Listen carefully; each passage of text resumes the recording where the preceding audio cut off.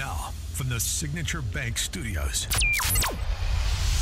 this is Chicago's Morning Answer with Dan Proft and Amy Jacobson on AM 560. The Answer.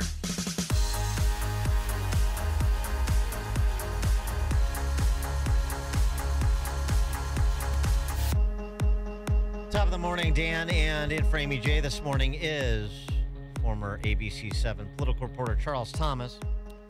Yep. Charles, we discussed this story yesterday. Well, the school and the stories around it. The school is called the Life Preparatory School for Boys. It's located in Albany, Georgia.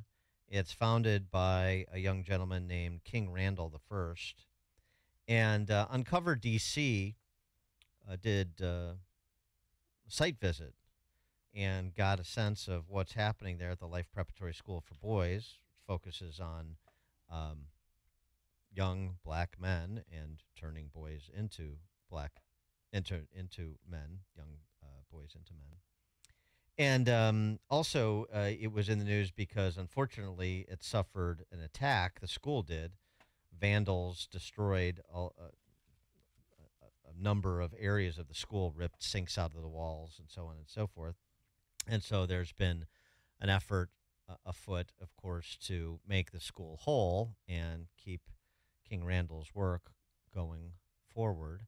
This is a little flavor. We played it yesterday, but I think it bears another listen to, just to give you a sense of what's going on at the Life Preparatory School for Boys and why maybe it's finding some success in terms of the students it's turning out. All 90s and above is what I expect for all your classwork, you understand? Yes, sir. I mean that all 90s and above, that's all I should see on your progress reports and your grades, you understand? Yes, sir. I'm creating an environment for all of you to have all A's in all your classes, got it? Yes, sir. I don't want to hear any excuses about it. You will have all A's. If you got an A in the class and he got a B, go fix him, you understand? Yes, sir. And that works for everybody. Everybody help each other with your classes. This is teamwork. Y'all do everything here as a team. You eat, sleep, and breathe as a team, you understand? Yes, sir. That's what I expect from all of you today. So today is your first day of class. I expect high energy, I expect high volume, and I expect you guys to be doing and completing your work. You understand? Yes, sir. We good? Yes, sir. You sure? Yes, sir. All right. Doesn't sound like they're messing around at the Life Preparatory School for Boys. It sounds a bit extreme, but you got to keep in mind that the culture is teaching young black boys extreme victimhood these days. So you've got to counter it. And King Randall is trying to counter this extreme victimhood that is being taught to young black boys right now. And I stand by that. Well, yeah. And I mean, and what's, all cliches are true. Kids crave discipline. And what it sounds like is happening at the Life Preparatory School is we're going to have a disciplined environment. We're going to get down to business so that you can get down to business in terms of advancing your life. That makes sense to me. And with 72% of, or 70-some percent, let's say, because the number is high and fluctuates, of black children being raised in single-parent homes without fathers, primarily, they need it. You have to compensate for what they're missing, and this school is doing that. Well, let's get more of the details on what exactly the Life Preparatory School for Boys model is. King Randall I joins us. King Randall, thanks for being with us. Appreciate it. Thanks for having me. How are you? Good morning. Good. So we got a little sense of the roll call there at school, but give us your story in terms of this vision quest that you're on, what inspired you to do it, and what the model is. Sure.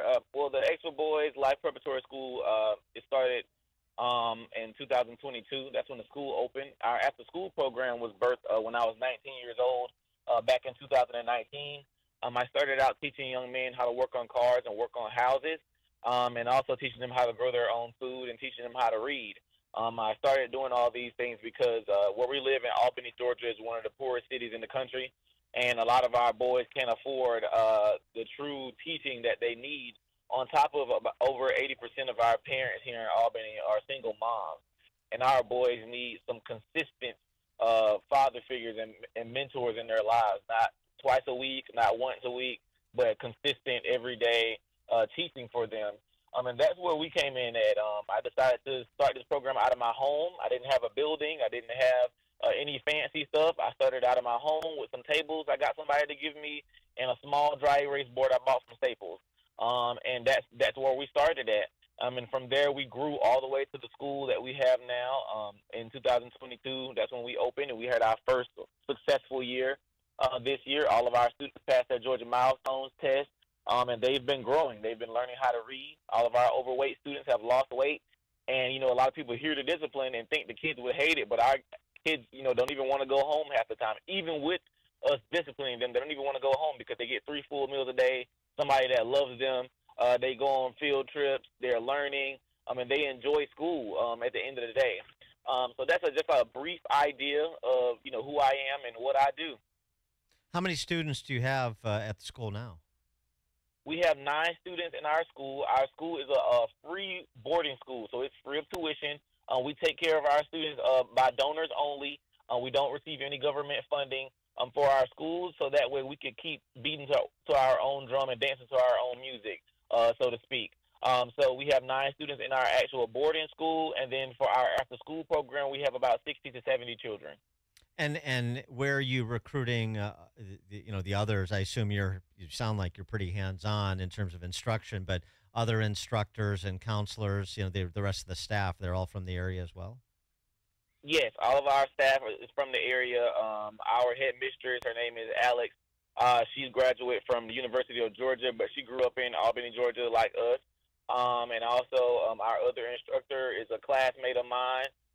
She went to school with me for a number of years, and she came on, and my younger brother, and I also have my junior instructors that come also. Some of our students who've been in the program for such a long time that they are now junior instructors, and they're instructing the newer kids that are coming aboard. And so I know this school is in its infancy. You say you opened last year, but what's the what are the metrics you're trying to meet? Where do you hope to be in 5 and 10 years, and what's the community response been in terms of encouragement?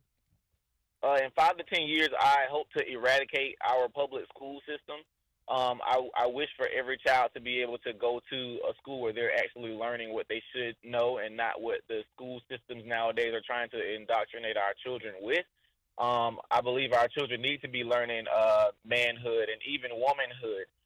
So we're in the process of actually trying to find partners to actually start an all-girls school, too. But that's the ultimate aim. I want to get rid of our public school system because of what's happening there and the failures that they're having our children go through. Every day it's complete nonsense at our schools now, from children having sex at school to doing drugs at school to the constant fighting, the teachers not being able to teach, etc. I mean, this is all day, every day. The schools are a jungle. And this is our middle and high schools. So that's the goal for me, and also for our children to actually know how to read and graduate being proficient in math and reading. Our students are graduating here functionally illiterate. Only 19% of our students are graduating proficient in math, and just under 39% of our children are graduating proficient in reading. They're graduating high school not being able to read and write and do math, and we're expecting them to be upstanding citizens. Absolutely not. Our students are prepared not for life at all. Where's the pushback coming from? The original pushback did come from our local school system. I actually tried to partner with them originally, but they did not wish for me to open a school as they cited me as competition. But I was actually trying to partner and have something joint with them. But they saw us as competition, and we've gotten pushback because a lot of conservatives do support our mission. We have, Democrats support our mission as well. But because, they feel like you have to pick sides, a lot of people give us pushback from there. And, of course, I'm big on doing for self. Most people want to keep pumping funding into the public school system, and I just think that's crazy because we keep giving them millions of dollars every year. Our school system got $30 million last year, and these schools are still in trash. They look terrible. They're not renovating anything, and the kids aren't learning. The teachers are underpaid and understaffed and underserved, and it's just a lot, and the kids aren't able to learn. I mean, that's where we are. So I don't think it's smart to keep giving funding to the schools. Are the opponents black, many of them? Yes. Our superintendent is black.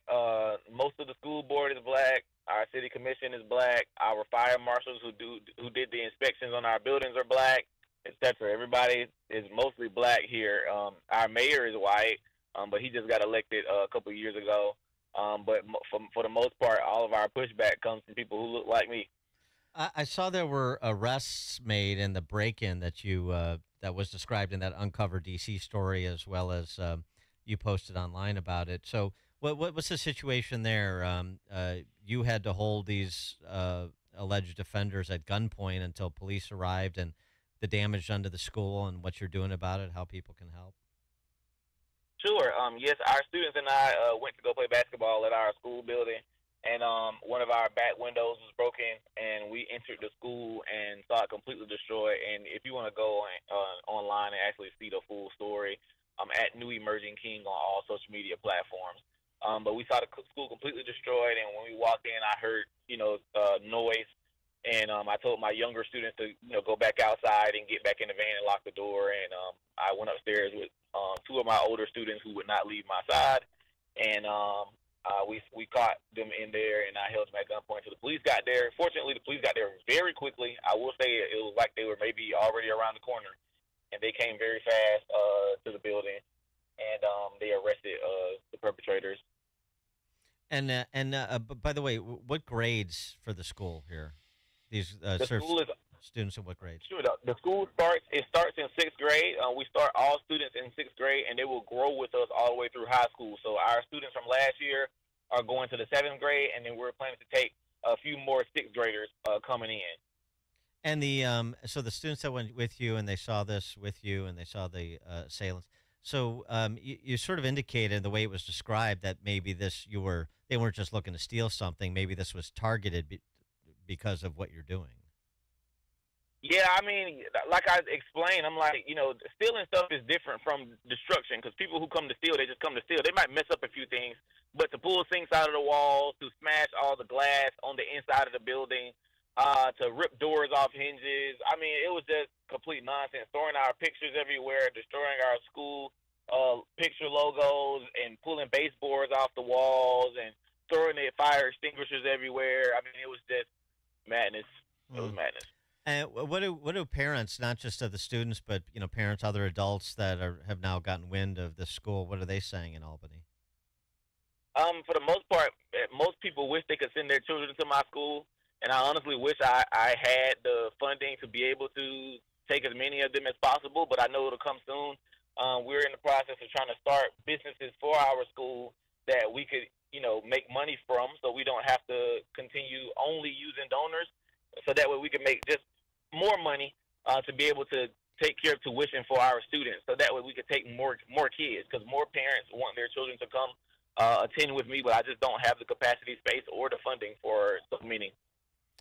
I tell you, man, black male victimhood is a huge business in this country, and deadly business, and deadly for black males. That's all I can say. And God bless you, man.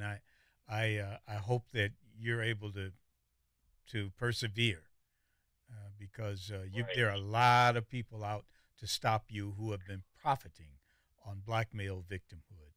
And Absolutely. yeah, God bless you. All right, King Randall, so where can people, I'm looking at, I clicked the link on your Twitter profile to at the X for Boys. Is that where people should donate if they want to support your school and your efforts? Yes, you go to the xforboys.org. That's THEXFORBOYS.org. You can go there to see how to donate. You can go there and see all of our photos and pictures and videos. You can go there to reach me via email. And we don't just have, where you have to donate monetary funds. You could give on the Amazon wish list. You could send the boys letters. Whatever you like to do, we have a way for you to be able to reach out to us and help.